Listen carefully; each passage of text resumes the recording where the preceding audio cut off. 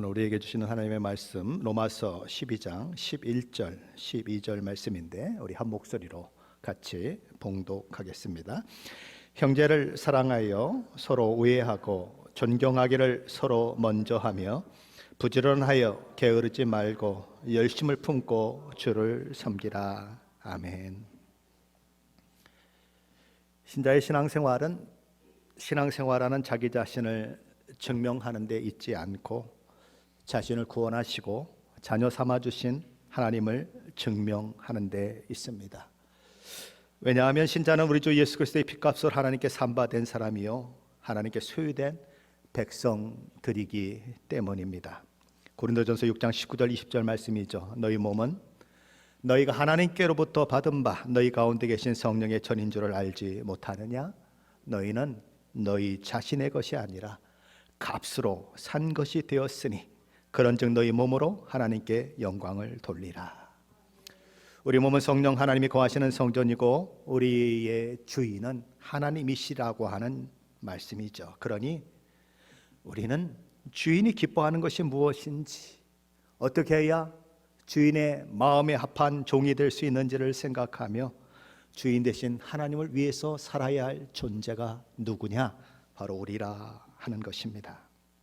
하나님을 증명하고 하나님을 증거하고 하나님을 기쁘시게 하는 것이 우리가 해야 할 일이다, 그것이지요. 로마서 14장 7절로 8절 말씀처럼 살아야 하는 사람들이 누구냐? 우리다라는 것입니다. 우리 중에 누구든지 자기를 위하여 사는 자가 없고 자기를 위하여 죽는 자도 없도다. 우리가 살아도 주를 위하여 살고 죽어도 주를 위하여 죽나니 그러므로 사나 죽으나 우리가 주의 것이로다. 신자의 정체성은 그가 살아도 주를 위하여 살고 죽어도 주를 위하여 죽는 것으로 증명되어야 합니다. 우리는 지난 시간에 신자된 그리스도의 삶의 기초를 이루는 두 가지 원리에 대해서 살펴보았습니다. 그 두 가지가 원리가 뭐였습니까? 하나는 거짓 없는 사랑이었습니다. 다른 하나는 악을 미워하고 선에 속하는 것이었습니다. 사도 바울은 이제 오늘 본문에 와서는 사랑으로 규정된 신자의 신앙생활에 있어서 가장 중요한 핵심 두 가지를 말씀해 주고 있습니다. 오늘 보면 로마서 12장 10절 말씀인데 한번 같이 다시 읽어보겠습니다. 10절입니다. 형제를 사랑하고 서로 우애하고 존경하기를 서로 먼저 하며. 사도 바울이 첫 번째로 이야기하는 것은 형제를 사랑하고 서로 우애하라고 하는 것입니다. 형제를 사랑한다라고 하는 말은 우리 미국에 있는 도시 이름과 똑같습니다. 필라델피아입니다. 우애하다라고 하는 이 말의 헬라어는 필로스토르고스라고 합니다. 둘 다 필자로 시작합니다. 제 이름이 뭘로 끝나는지 아십니까? 필자로 끝납니다. 네. 우리 형이 저한테 이름을 지어줬을 때는 PILL로 썼어요. 근데 사전을 찾아보니까 PILL이 이렇게 알약 이런 걸 표현을 하더라고요. 그래서 제가 거기다 H를 하나 붙였습니다. 그래서 PHIL, 그러면 필, 사랑한다라는 뜻을 가지고 있습니다. 잘했죠? 예. 자, 이 두 단어는 그렇게 feel이라고 하는 그 단어로 시작되는데 혈육 관계에 있어서의 사랑 혹은 부모와 자식 간의 사랑을 가르치는 단어들인 것입니다. 앞에 것은 피를 나눈 형제와 자매들의 사랑을 얘기하는 것이고 뒤에 것은 부모와 자식, 자식과 부모 간의 그런 사랑을 이야기하는 것입니다. 사도 바울이 이야기하고 싶은 것은 무엇이냐면 여기서 이야기하는 이 사랑은 어떤 사랑인가? 본성적인 사랑이다라는 겁니다. 관계 속에서 오는, 관계 속에서 형제와 자매로 묶여 있고 아버지와 아들 혹은 엄마와 딸로 그렇게 묶여 있는 관계 가운데에서 어떤 다른 조건이나 다른 것들에 의해서 사랑하는 것이 아니고 다만 관계가 부모와 자식이고 피를 나눈 형제고 피를 나눈 자매이기 때문에 자연스럽게 마음에서 우러나오는, 자기도 모르게 편들어주고 자기도 모르게 감싸 안아주고 자기도 모르게 내 새끼인데 내 식구인데 그러면서 품어줄 수 있는 바로 그런 사랑이 누구에게 필요한가? 성도에게도 필요하다라고 이야기하는 것입니다. 그러므로 본문 로마서 12장 10절 상반절 말씀은 너희가 마치 혈연 관계에 있는 형제들처럼 자매들처럼 부모가 자식을 사랑하듯 자식이 부모를 사랑하듯 서로 사랑하라라는 말씀인 것입니다.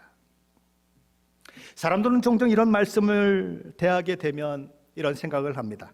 아니, 어떻게 성도를 형과 아우처럼 생각할 수가 있겠어요? 어떻게 성도들 간의 사랑이 부모가 자식을 사랑하는 것과 같을 수가 있겠어요? 그건 불가능하지요. 그러니 하나님께서 그런 불가능한 사랑을 우리에게 하라고 하실 이유가 있겠어요? 없죠. 그러니까 이런 말씀은 그냥 넘어가면 돼요. 그냥 지키지 않아도 아무 문제가 없는 거예요 라고 이야기하는 사람도 있다는 것입니다. 굳이 이런 말씀을 갖다 깊이 묵상하면서 죄책감 가질 필요가 전혀 없는 말씀이라고 생각하는 사람들이 있는 것입니다. 그러나 사도 바울은 이 말씀을 명령형으로 우리에게 전달하고 있어요. 명령이 뭡니까? 하라는 거예요. 해도 되고 안 해도 되는 것이 아니라 반드시 해야 한다. 그것이 명령형의 의미인 것입니다. 그러므로 우리는 스스로에게 물어보아야 하는 것입니다. 내가 그런 사랑으로 옆에 있는 성도들을 바라보고 있는가? 나는 그런 사랑을 하고 있는가? 만일 교회의 성도들 각자가 이런 사도 바울의 명령을 따른다면 얼마나 놀라운 교회가 될까요? 교회는 얼마나 아름다울까요? 그런 우리들의 모습을 보고 세상은 얼마나 놀라게 될까요? 저는 오늘 찬양팀들이 거두리로다 거두리로다 라는 찬양을 부를 때 눈물이 앞을 가려요. 왜 그럴까요? 제가 그 모습 같아요. 씨를 뿌리는 사람 같아요. 씨를 뿌렸는데 결과가 나타나지 않고 설교했는데 엉뚱한 모습들이 성도 가운데 일어날 때에 어떨 때는 너무 마음이 힘들어요. 내가 이거 뭐 하고 있는 거야? 내 설교가 아무런 능력이 없는 거네. 아무리 말해도 소용이 없네. 내가 목사 맞아? 내가 부르심을 받았다면 내가 설교하면 사람이 변해야 되는데 왜 안 변하지? 그렇게 설교를 해도 왜 사람들이 서로 저렇게 미워하지?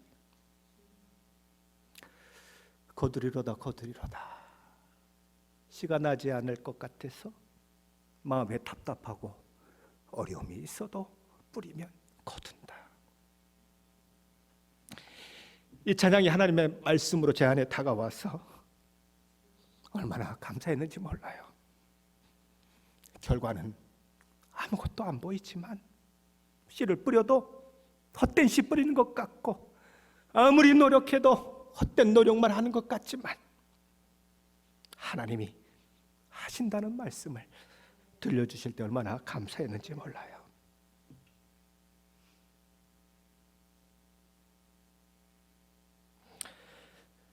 그렇다면 우리는 어떻게 이런 사랑의 자리에 들어갈 수 있을까요? 어떻게 하면 이런 사랑을 할 수 있을까요? 로마서 12장 1절 2절 말씀에 주목해야 합니다. 로마서 12장 1절 2절은 뭐라고 말씀했습니까? 우리 한번 같이 읽어보겠습니다. 로마서 12장 1절 2절입니다.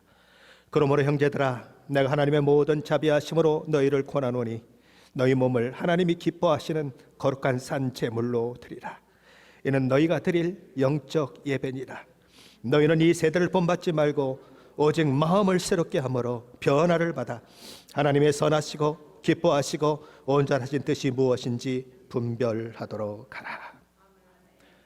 가족과 같은 관계에서 본능적으로 행해지는 그런 아름다운 사랑을 하려면 사도 바울이 여기서 그러므로 라고 하는 접속사를 사용해서 말을 진행하는 이것을 주목해야 하는 것입니다. 이 그러므로가 나오기까지 사도 바울이 로마서 1장부터 11장까지 무슨 얘기를 했는가 주목해야 하는 것입니다. 하나님의 자비하심이로라고 하는 이 말이 무엇을 말하고 있는지 우리는 이해하고 있어야 하는 것입니다.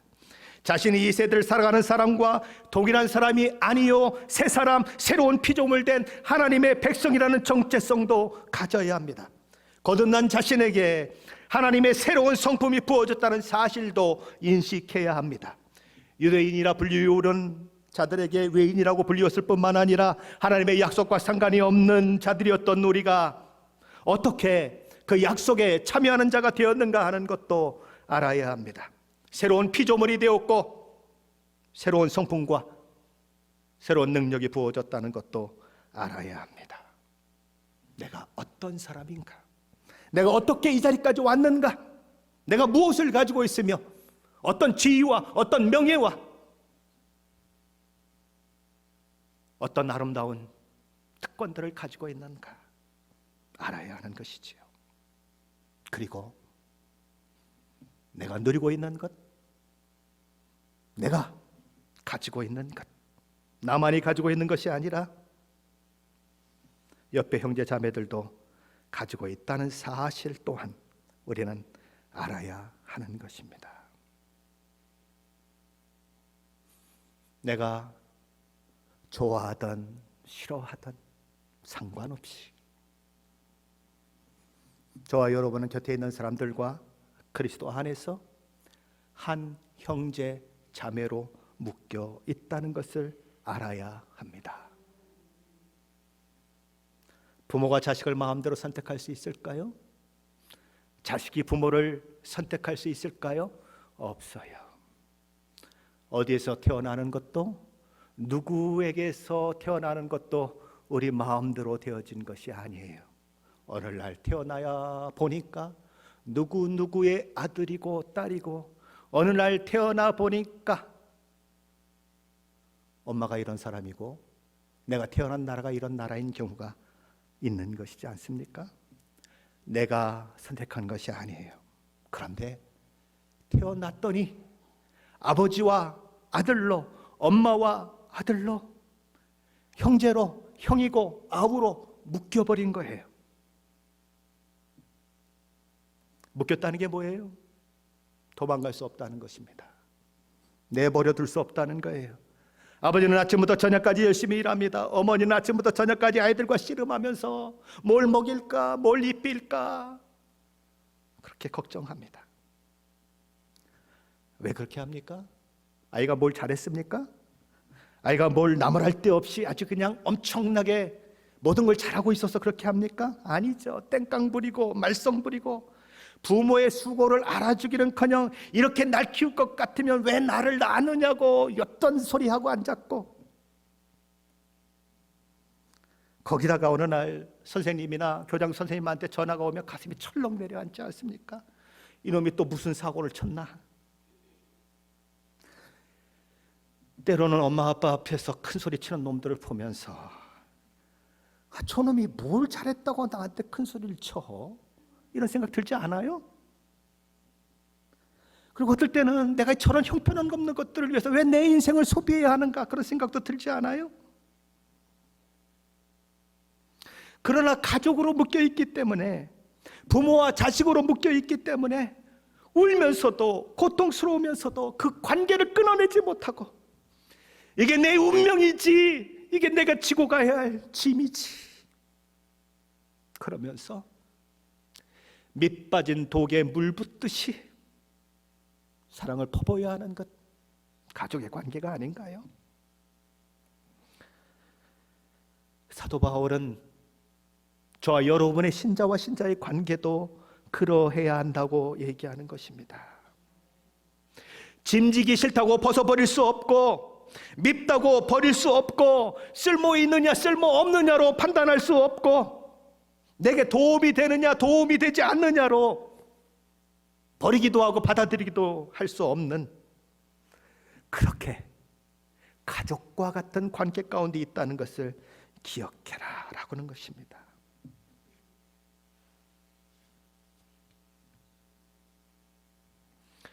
왜 부모들은 자기 자식을 감싸 안으려고 할까요? 왜 자기 자식은 그렇게 두둔하려고 할까요? 왜 다른 어르신들이 돌아가시거나 다른 아이들이 죽을 때의 내 감정과 내 부모님이 돌아가셨을 때와 내 아이가 죽었을 때의 감정이 그토록 많은 차이가 날까요? 도대체 뭐 때문에 그래요? 부모가 너무 잘해줬어요? 아이가 너무 잘해줬어요? 그거 아니잖아요. 오직 하나예요. 가족이라는 관계 때문에 그래요. 가족이라고 하는 관계는 이웃과의 관계와는 차원이 다른 거예요. 그 관계 때문에 그렇게 아프고 그 관계 때문에 그렇게 기쁘고 그런 일들이 있는 거예요. 우리 주 예수 그리스도의 핏값으로 구원받아 한 아버지 하나님을 모시는 하나님의 가족에 포함된 저와 여러분도 그것을 기억해야 한다는 것입니다. 어느 날 예수 믿었더니, 어느 날 예수 믿고 하나님의 자녀가 되었더니 한 영적 가족 안에 묶여버렸습니다. 어떻게 할 수가 없어요. 내가 원했던 것도 아니고 내가 기대했던 것도 아니에요. 그런데 가족으로 묶였는데 그 안에 마음에 들지 않는 사람이 있고, 그 안에 화가 나는 사람이 있고, 그 안에 나를 신경질 나게 만드는 사람이 있는 거죠. 어쩌란 말입니까? 묶였는데. 묶였으니 그냥 가는 거예요. 하지만 우리는 종종 이 관계를 잊어버립니다. 그거 어떡하라고요? 나한테 막 나쁜 소문을 내고 하지 말아야 할 말도 하고 나를 무시하고 날 기분을 상하게 하는데 그래도 내가 그냥 묶여 가야 돼요? 안 보면 되죠. 끝까지 거 뭐. 내가 교회까지 와가지고 저런 인간들을 계속 봐야 돼요. 그렇게 얘기할 수 있어요. 그러나 그렇게 하는 것은 못난 것이다. 가족이 무엇인지를 모르는 것이다. 요셉의 형제들이 마땅히 사랑해야 할 동생에게조차 안녕이라고 하는 인사도 못할 만큼 시기하고 미워하고 했던 것처럼 그런 못난 모습들이 우리 교회 안에 있을 수 있다는 거예요. 그렇게 행동하는 것은 가족이 뭔 줄 모르는 거예요. 그거는 세상 사람들이 하는 방식이다라는 것입니다. 세상은 자신들이 얼마나 상처를 받았는가에 주목해요. 그 사람이 내게 얼마나 큰 상처를 주었는지에 대해 주목해요. 그래서 원수 같겠다, 대 같겠다라고 얘기해요. 그래서 요셉을 죽여버리지 않습니까? 그런 미친 짓들이 교회에도 일어날 수 있다는 거예요. 하지만 우리는 그런 세상적인 것으로부터 구원받아 새 사람 된 사람들이에요. 그러므로 세상 사람들과 똑같은 사고방식으로 생각해서는 안 된다는 것입니다. 하지만 문제가 있죠. 사랑해야 하는 당위성은 알고 있는데, 성경이 사랑하라고 이야기하는 것은 알고 있는데 사랑하는 것이 내 마음대로 안 되더라는 거죠. 사랑해야지, 품어야지. 그리고 밤새도록 기도하고 나왔는데 아침에 딱 봤는데 속을 뒤집어 놓는 말 한마디를 탁 던져버리는 거예요. 그러면 다시 이곳에서 부글부글 끓어오르는 그런 모습들. 저만 그런가요? 여러분 안 그러세요? 저는 막 철야하고 울고 용서해요 하나님, 다 용서해요. 그러고 아침에 갔는데 확 뒤집어 나가지고 또 울고 그렇게 몇 년을 울었던 적이 있어요. 하나님이 얼마나 답답하셨는지 저를 미국으로 보내시더라고요. 다시는 안 보도 되게.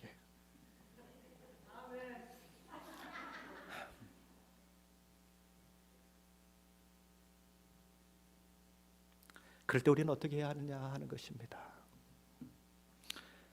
내 힘으로 안 될 때 우리는 성령 하나님의 도우심을 구하면서 기도해야 합니다. 아버지 하나님, 주님의 말씀에 순종하고 싶습니다. 주께서 말씀하신 대로 형제를 사랑하며 서로 우애하는 자리에 나아가고 싶습니다. 하지만 나를 너무나 잘 아시는 하나님, 저는 그 사람에 대해 사랑하는 마음을 가질 수가 없습니다. 그를 미워하는 마음을 가지지 않으려고 몸부림치는 것만 해도 나는 너무 힘이 듭니다. 궁일이 많으신 아버지 하나님, 그러나 이 못난 마음도 내려놓고 싶습니다. 왜냐하면 그것이 주님이 주신 생각이 아니고, 또한 저의 구원자이시고 왕이시고 주인 되시는 우리 주님이 말씀하신 사랑하라는 말씀과는 반대되는 생각이기 때문입니다. 그러니 하나님, 이 못난 저를 용서해 주시고 도와주세요 라고 기도해야 하는 것입니다. 존 파이퍼 목사님은 이렇게 조언을 했습니다. 제가 조금 의역을 해서 읽어드리겠습니다. 세상적인 좌절이 아닌 천국의 실제에 집중하십시오. 우리는 상처 있고 실망한 일에 집중하는 경향이 있습니다. 그러면 우리는 날마다 넘어질 수밖에 없습니다. 우리가 집중해야 할 위대한 실제가 있습니다. 하지만 그 실제에 집중하려면 노력이 필요합니다. 하나님의 아버지 되심에 집중하십시오. 다른 형제 자매를 보며 사랑을 느끼기 힘들다면 이렇게 생각해 보십시오. 하나님이 저 사람의 아버지이시죠? 그리고 또 이렇게 생각하십시오. 그리고 저도 하나님의 자녀이지요. 그렇다면 저 사람과 나는 한 아버지를 모시고 있는 사람이네요. 예수님이 나를 구원하셨던 것처럼 저도 예수님이 구원을 하셨네요. 같은 주님의 십자가 보혈이 저 사람을 구원하셨고 나도 구원하셨어요. 성령 하나님이 그 안에 내주하시고 있는 것처럼 제 안에도 성령 하나님이 내주하고 계시죠. 나를 향해 하나님의 사랑이 강같이 흐르는 것처럼 저 사람을 향해서도 하나님의 사랑은 강같이 흐르고 있지요. 그러므로 저 사람도 어찌 되었던 내 형제요 내 자매가 되는 사람입니다.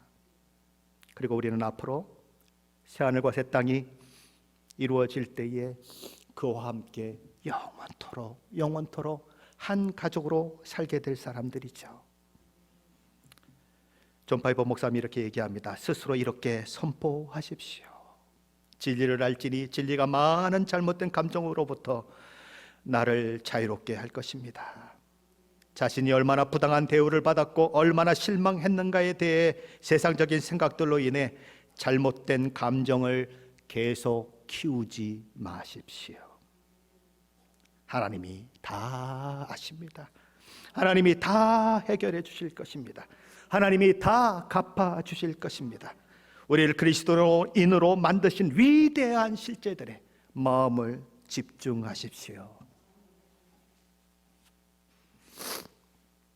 부모가 자식을 사랑하는 데는 이유가 없습니다. 부모가 자식이라고 하는 그 관계에 묶여 있기 때문에 사랑하는 그런 관계인 것이죠. 사도 바울이 저와 여러분에게 요구하는 것은 바로 그것입니다. 이유가 이렇습니다. 아니, 조건이 맞아야 사랑하죠? 아니요. 영적인 관계 가운데 이미 가족이 되었다고 하는 것을 생각해라. 네 부모가 너를 어떻게 사랑했는지 네가 잘나서 사랑했니? 아니잖니. 부모와 자식이라는 관계 때문에 끊임없이 사랑을 퍼붓던 것처럼 너도 그래야 할 사람이라고 하는 것을 기억해라. 예수님은 마태복음 19장 26절에서 이렇게 말씀하십니다. 사람으로는 할 수 없으나 하나님으로서는 다 하실 수 있느니라. 그래서 기도해야 하는 것입니다. 사도 바울은 두 번째로 신자들 각자는 서로를 존경해야 한다라고 말씀합니다.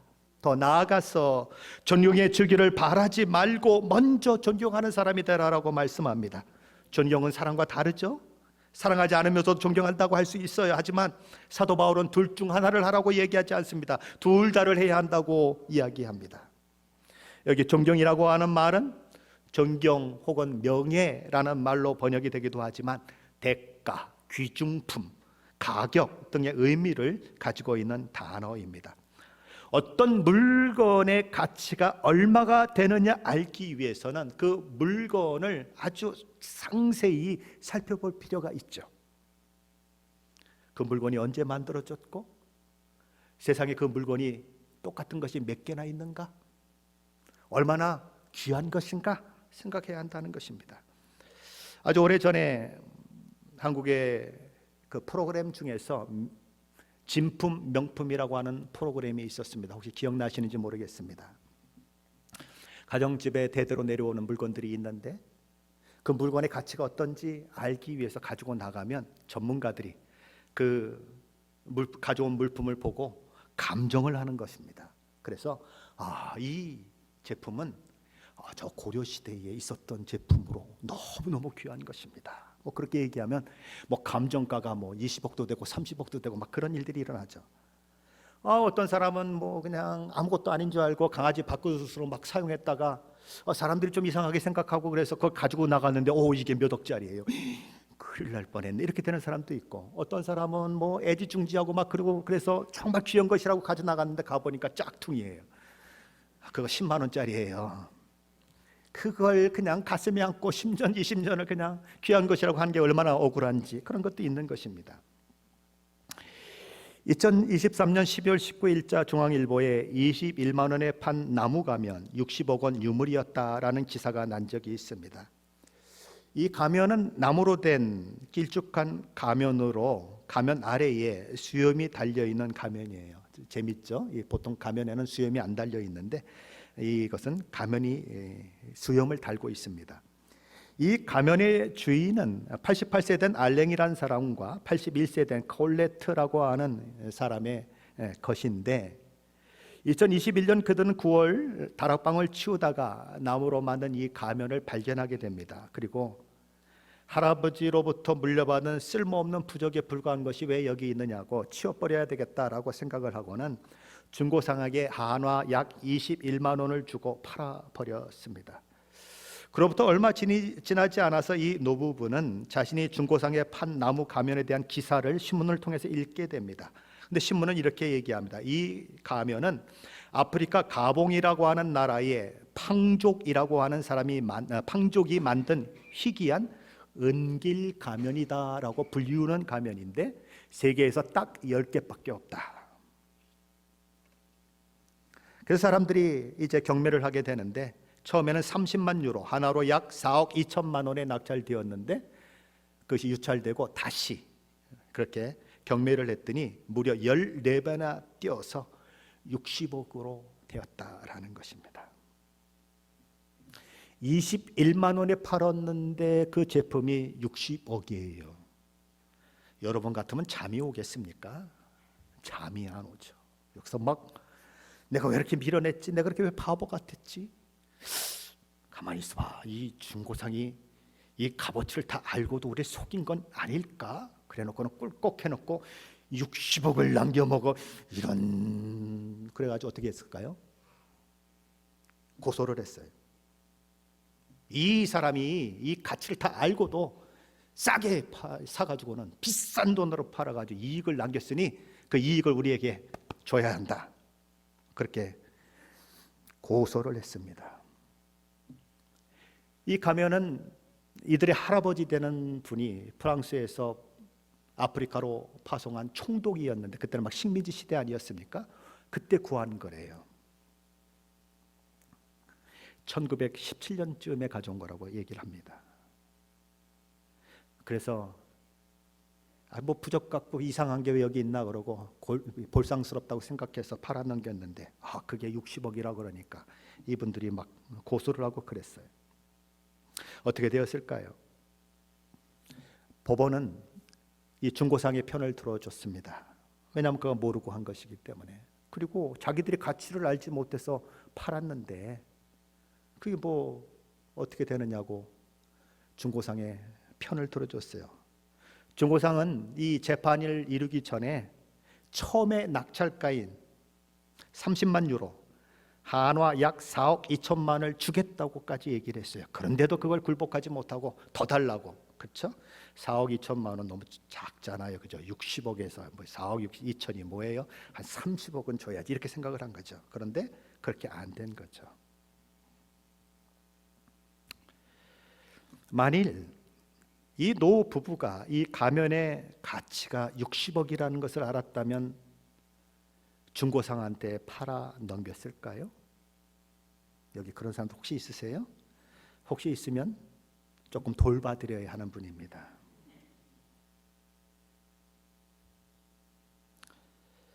그런데 교회 안에도 종종 그런 일들이 일어나더라는 거죠. 옆에 있는 형제가, 옆에 있는 자매가 얼마나 가치 있는 사람인 줄을 알지 못하고 평가절하하고 무시하고 때로는 욕하고 깎아내리고 마구마구 함부로 대하고 그런 일들이 있다는 거죠. 에베소서 2장 10절 말씀은 우리가 어떤 존재인 줄 이렇게 말합니다. 제가 새번역 성경으로 한번 읽어보겠습니다. 우리는 하나님의 작품입니다. 선한 일을 하게 하시려고 하나님께서 그리스도 예수 안에서 우리를 만드셨습니다. 하나님께서 이렇게 준비하신 것은 우리가 선한 일을 하면서 살아가게 하시라는 것입니다. 예수 믿는 우리는 하나님의 작품이래요. 하나님이 만드신 걸작품이래요. 우리는 어떻게 걸작품이 되었습니까? 디모데서 2장 14절은 이렇게 말씀합니다. 제가 새번역 성경으로 또 읽어보겠습니다. 그리스도께서 우리를 위하여 자기 몸을 내주셨습니다. 그것은 우리를 모든 불법에서 속량하시고 깨끗하게 하셔서 선한 일에 열심을 내는 당신의 백성이 되게 하시려는 것입니다. 우리 주님께서 우리를 위해 친히 그 몸을 십자가에 내어 주심으로 만들어진 작품이 누구냐? 저와 여러분이라는 거예요. 하나님께서 성자 하나님을 인간으로 이 땅에 보내시고 십자가에 못 박아서 그 엄청난 대가를 치르고 만들어진 신자가 누구냐? 옆에 있는 사람이라는 거예요. 신자는 예수님의 생명과 맞바꾸어진 온 우주 만물을 창조하신 하나님과 맞바꾸어진 그런 가치를 가진 사람이라는 거예요. 1억짜리가 아니에요. 10억짜리가 아니에요. 100억짜리가 아니에요. 예수님짜리예요. 보통 사람이 아니라는 거예요. 예수의 생명으로 살려낸 사람이라는 거예요. 그러기에 사도 바울은 고린도전서 8장에서 우상의 제물에 대한 이야기를 하며 이런 이야기를 합니다. 우상의 음식을 먹는 것, 어떤 사람은 믿음이 있다고 해서 뭐 그까짓 거 우상은 아무것도 아닌데 먹으면 어때? 라고 생각하고 먹는 사람도 있고, 어떤 사람은 우상의 음식을 먹으면 안 되지 라고 생각하는 사람이 있다. 그런데 네가 믿음이 있다고 마구마구 먹어버리면 우상의 음식을 먹어서는 안 된다고 생각하는 사람이 마음에 상처를 입고 그리고 믿음에서 실패할 수도 있지 않느냐. 11절 12절이 이렇게 말씀합니다. 그러면 내 지식으로 그 믿음이 약한 자가 멸망하나니 그는 그리스도께서 위하여 죽으신 형제라. 이같이 너희가 형제에게 죄를 지어 그 약한 양심을 상하게 하는 것이 곧 그리스도에게 죄를 짓는 것이니라. 그러니까 사도 바울은 그 뒤에 뭐라고 고백합니까? 만일 형제가 내가 먹는 음식 때문에 실족해 하는 일이 발생한다면 나는 영원히 죽을 때까지 고기를 한 점도 안 먹겠다. 고기를 먹는 것보다 사랑하는 형제가 실족하지 않는 것이 더 중요하다. 왜냐하면 그에게 죄를 짓는 것은 예수님께 죄를 짓는 것과 같기 때문이다. 저와 여러분 곁에 있는 한 분 한 분은 그 가치가 어느 정도라고요? 그가 못나 보여도 아무것도 아닌 것처럼 보여도 그는 예수님 짤이라고요. 권사님, 예수님 짤이에요. 그러니 존중해야 하는 것입니다.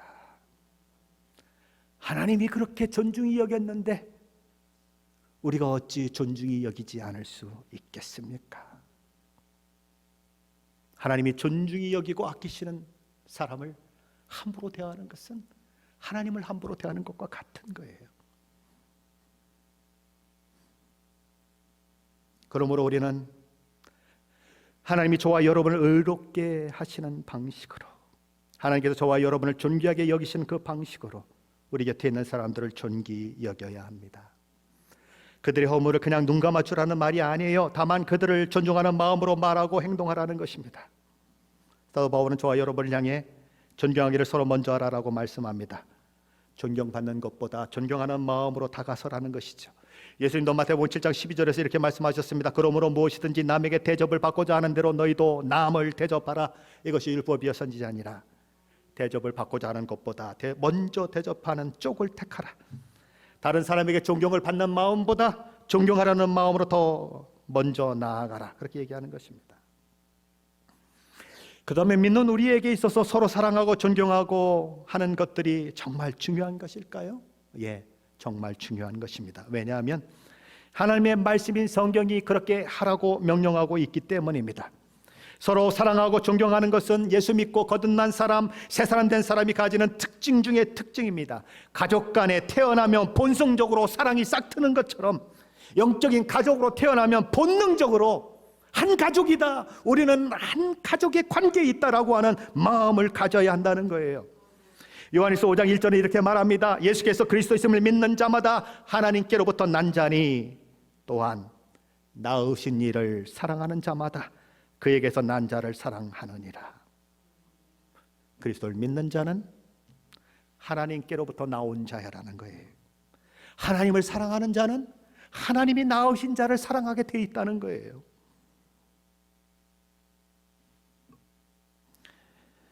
우리는 본래 하나님이 존중할 만한 사람들이 아니었어요. 진노 가운데 있는 진노의 자식이요, 하나님의 심판을 받아 영원한 멸망에 처해질 죄인 중에 죄인이었어요. 그런 우리가 창조주이시 온 우주의 만물의 주인이신 하나님께로부터 믿을 수 없을 정도로 사랑을 받고 존중이 여기는 존재가 되었어요. 하나님께서 우리가 죄인 되었을 때에 우리를 위해 그 아들 내어주셨고 죄와 죽음과 지옥과 사탄으로부터 우리를 자유케 하셨을 뿐만 아니라 하나님의 상에 둘러앉아서 함께 기쁨을 누리고 노래하고 행복한 그런 삶을 살도록 인도하셨습니다. 하나님께서 저와 여러분을 그 못남의 자리에서, 그 부족함의 자리에서, 그 죄인의 자리에서도 사랑하시고 품어주시고 구원하시고 존중하셨다면 저와 여러분도 하나님이 그렇게 존중하셔서 신자로 만든 그들을 향해 존중하는 마음을 가져야 한다는 것입니다.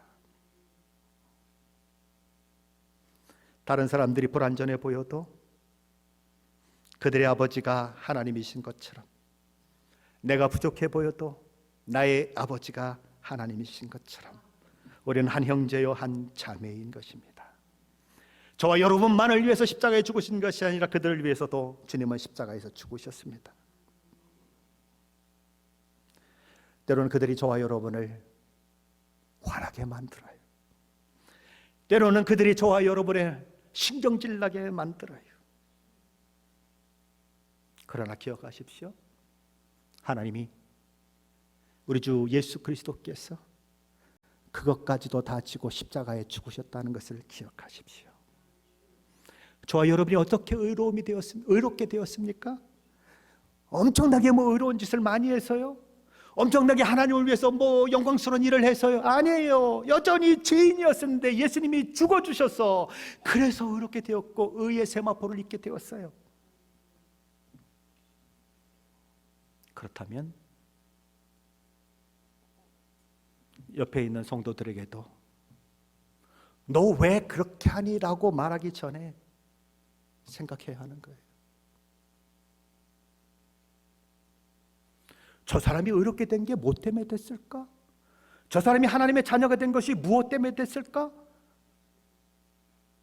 우리는 뭐라고 얘기합니까? 믿음으로 됐다라고 얘기합니다. 공로가 아니고 그의 의가 아니고 예수를 믿는 믿음 하나 때문에 됐다고 얘기합니다. 그런데 우리는 자꾸 뭘 요구해요?